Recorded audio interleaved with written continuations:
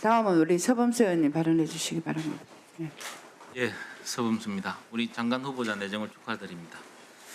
그런데 감사합니다. 모두 발언 1페이지에 보시면 하태환 작가의 한 구절, 우리가 사랑했던 모든 것들이 결국 우리를 낙원으로 이끈다. 그런데 과연 갑질로 면직된 보좌진은 이렇게 생각할까요?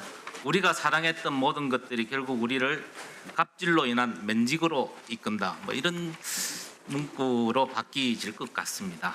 그리고 3페이지에 보면 제가 이 자리에 선 이유가 무엇인지를 여쭙고 경청하고 또 질문 드리겠습니다. 아직도 후보자께서는 여전히 청문위원 자격으로 오신 겁니까? 아니면 후보자 자격으로 오신 겁니까?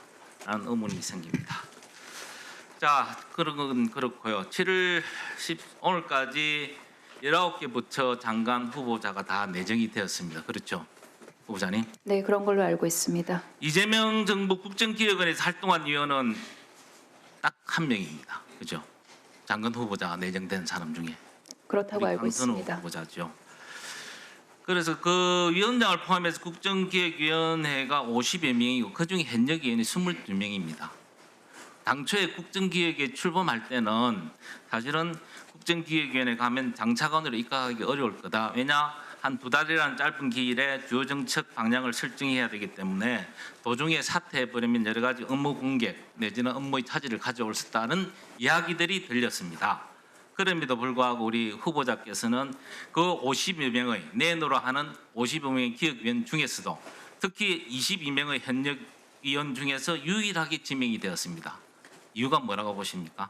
업무 능력 또는 전문 지식이 출중하셔서 그렇습니까? 아니면 인사권자의 눈에 띄는 다른 출중한 능력이 있으십니까? 사실 후보자가 여가부 장관 후보자로 내정되었을 때만 해도 민주당에서조차 아닌데라는 이야기들이 많았습니다. 그리고 많은 여성 전문가들도 우리 후보자의 여성 정책 전문성에 의문을 제기하고 있는 것을 감안해 볼 때 과연 어떻느냐 우리 후보자는 한번 말씀을 해보시죠.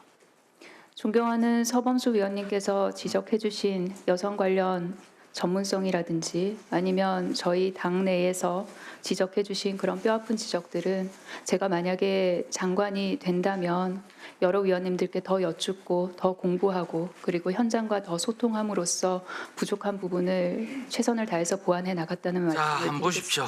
PT 사진 한번 보십시오. 아니요, 다음. 이거 보시면 기억나시나요?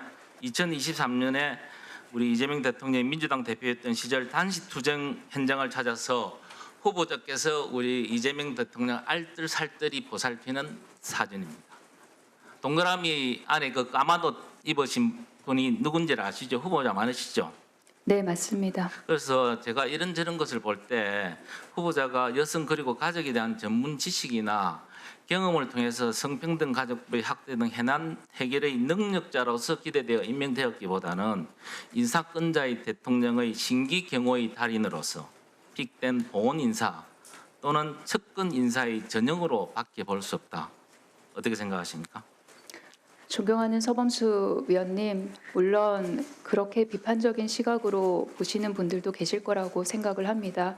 그리고 그렇게 보시는 시각은 충분히 자유라고 생각을 합니다. 다만 알겠습니다. 예. 저 당시 상황을 조금만 설명을 드려도 되겠습니까, 아니요, 위원님? 시간이 없어서 잠시만 나중에 할게요.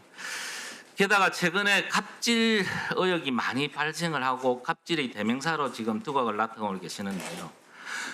갑질 의혹도 있고 거기에 대한 해명도 허위로 판명이 나고 그리고 제보 보좌관에게 2명에 대해서 고발 조치를 하겠다고 지금 입틀막을 하고 계시거든요. 다시 한번 묻겠습니다. 우리 2명의 보좌진에 대해서 법적 조치를 하실 겁니까? 한 적 없습니다, 위원님. 그러니까 하겠다고 예고를 하셨거든요. 안 하셨습니까? 하겠다고 예고한 적도 없습니다, 없어요. 위원님. 그렇는가요? 나중에 네. 한번 확인하겠습니다. 다시 한번 확인해 봐 주십시오. 그래서 저는 저는 그런 발언을 한 이런 적이 걸 없습니다. 보면 후보자가 전형적인 약강형이 아니냐. 강자에게는 약하고 약자에게는 강한, 즉 권력에 복종하고 약자를 착취하는 이중적인 태도를 가진 사람이라고 볼 수밖에 없다. 과연 이런 후보자님 여성가족부의 가장 큰 역할이 뭐라고 보십니까? 여성가족부가 하는 업무는 굉장히 다양합니다. 예. 그런데 통합적으로 말씀을 알겠습니다. 드리도록 제가 나중에 말씀을 다시 드리겠습니다. 그래서 결국 제가 보기에는 사회적 약자의 근익 보장이 큰 비중을 차지하고 있다고 봅니다. 그렇죠? 동의합니다, 네. 위원님. 그런데 이런 약강의 인물이 과연 사회적 약자의 근익 보장에 얼마나 진정성을 가지고 있을지 참 우려되는 부분들이 많습니다.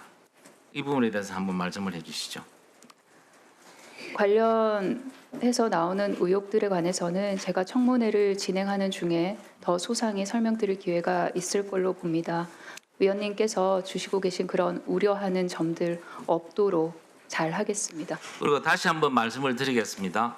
아까 제가 잠시 의사진행 발언 때도 이야기를 했지만 감사원 근익이 인권위 관련 우리 후보자께서 개인정보 제공에 미동의를 해서 자료 제출을 안 한 게 많습니다. 이게 갑질의 대명사가 된 분이 이런 부분을 발견하고 보니 결국은 이걸 감추기 위해서 그런 게 아니냐라는 합리적 추측을 가질 수밖에 없다. 그래서 이건 단순한 자료 제출 거부가 아니고 인사청문의 거부나 다를 거라고 저는 봅니다. 그래서 이 자료 제출을 언제까지 해주실 겁니다. 그리고 이 자료 제출을 해주셔야 인사청문회가 인사청문회 다음 인사청문회가 그대로 진행이 되기 시작합니다. 존경하는 서범수 의원님, 말씀 주셨던 그 자료 관련해서는 이미 모두 발언 이후에 저의 입장을 말씀을 올렸습니다. 다시 한번 말씀드리겠습니다. 말씀 주셨던 그 목록을 검토해서 최대한 제출하도록 노력하도록 하겠습니다. 네. 자, 다음은 우리 서영교 의원님 질의해 주시기 바랍니다.